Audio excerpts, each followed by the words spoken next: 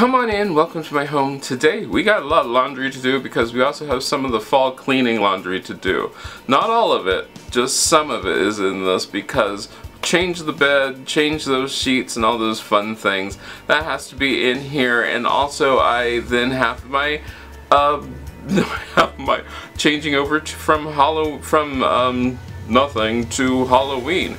That's also it's a long day. It's a long day of cleaning. This gets so confusing. In fact, at some point I'm going to have to actually change clothes. I'll change clothes probably multiple times during this, trying to get this all done. But hopefully this doesn't confuse you too much so that you can get all of your cleaning done and everything. But let me get started. I've already set some things up so I can get my fall cleaning started, but yeah, let me go.